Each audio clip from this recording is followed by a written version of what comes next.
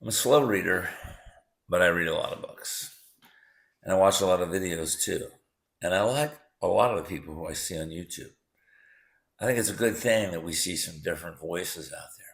And one of the guys I like is Douglas McGregor. He's on YouTube a lot. And he gives his opinion on world affairs. And even though he's a really smart guy, I see one element that's missing in his argument. You see, he's still under the belief that our leaders are good people who are just either stupid or are making mistakes. Now, in that regard, he's wrong. Douglas McGregor, Colonel Douglas McGregor, and a lot of other commentators on YouTube who don't like the leadership of our country can't quite cross the Rubicon into accepting the dark reality of mankind. They quite can't get to the point where they fundamentally accept that our leaders don't want to make things better for the people of the United States. They think, as I used to think back in the day, that our leaders are just misguided or they're stupid. They think they are well intentioned people who are screw ups or misinformed. This isn't true. Our leaders don't want to make things better. Our leaders want chaos. Our leaders want war. War and chaos make them rich. War and chaos make us poor. War and chaos lead to a rentier society or neo-feudal society where they can control us easier. In that regard, war and chaos is the goal. If you read Acemoglu and Robinson's book, Why Nations Fail, it is crystal clear that the leadership of humanity is so depraved that leaders will intentionally hinder progress because that progress will create empowered people who might threaten their rule. This is what is going on in the United States. This is what is going on in the world. You have a global leadership which intentionally creates war and chaos for the benefit of the wealthy elite. Listen to me.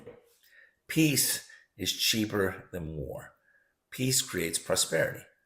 Peace will make the wealthy elite even more wealthy.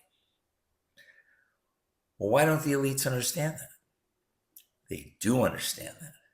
They do understand that peace will create prosperity around the world, which will make them even more wealthy. Well, if that's the case, then why don't they wage peace? They don't wage peace because if we are more prosperous, we become more enabled. When we become more enabled, we may challenge their rule. And there is the rub. Yes, the elites want to make more money, but by making you more prosperous, they also create more power for you, which might throw them out of power.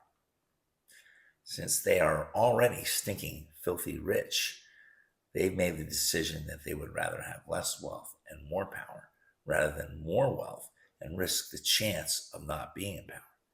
Now, you may think that's cynical, but it's the truth.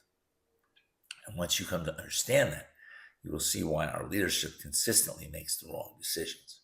You'll come to understand why we are always going to war and why we will always go to war. All the elites care about is their power and their money. Anything that would make us better, they're against. Yeah, sure, they'll throw us a few dog bones every now and then, but that's about it. And they can manipulate the political process to achieve their goal because they are worth billions and billions of dollars. It's a piece of cake to pay people off to gum up the works on any project that might help us. Let's give an example. I'm reading a book now written by Gary Webb entitled Dark Alliance. Now, he was a reporter for the San Jose Mercury News. He reported in that paper on the connection between the Contras, the DEA, the CIA, and the cocaine crack epidemic in the inner cities during the 1980s. Now, I'm not going to go over the whole book here. There's too much to go over in one session. Let's just say that way back in the late 70s and early 80s, there were people who testified to Congress that with regard to cocaine, eradication of coca leaf was a near impossibility because of where it was grown, because of how embedded it was within the culture of Colombia, Peru, and Bolivia. Coca leaf has been grown for thousands of years. It grows in the mountainous regions of the Andes, and it requires a specific climate. It is often grown on the sides of hills and mountains. Did that matter to Congress? Not a bit. You see, there was too much money to be made fighting a drug war and trying to eradicate coca leaf, so we spent a ton of money doing it. Ultimately, it was a net transfer of wealth from the people of the United States into corporate America's pockets. And of course, it didn't work.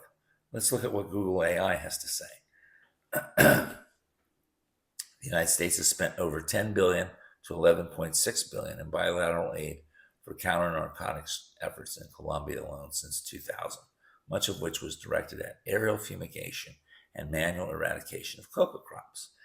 These expenditures are part of a decades-long war on drugs in the Andean region, which has included Plan Colombia, initiated in 2000.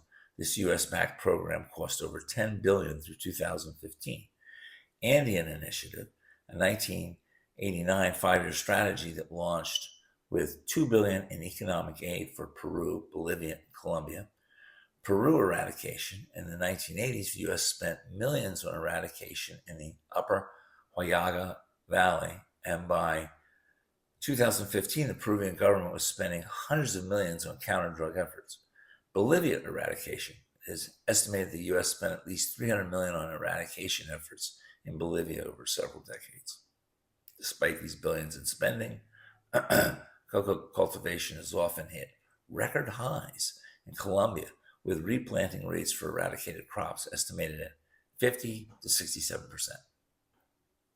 Obviously, someone swayed Congress to take a course of action that wasn't supported by any expert. And that's how business is conducted in the United States every day of the week, going back 100 years or more. The powers that be, the elites, have too much money, and they use that money to steal from us. All you have to do is finance a candidate's re-election campaign, or give him some perks, or give his daughter a job, and you can get whatever you want. And this game is played out year after year in our country, all to the detriment of us. The war on drugs is no different than an actual war. It requires money to fight it, and the corporate elites make a huge amount of money fighting it. Who supplies the planes to eradicate the crops? Who supplies the chemicals to eradicate the coca leaf? Who supplies the uniforms, the guns, the ammunition, the material needed to fight the war? Who builds the infrastructure, including airstrips, buildings, and roads? Who supplies the food that our drug warriors need? Corporate America. That's who. It's a racket. That's why we have so many abstract wars in the United States. That's why we have the war against drugs, the war against poverty, the war against illiteracy, the war against littering, the war against immigration, the war against illegal immigration, the war against racism, the war against everything. War makes the elites rich. The people who pay are you.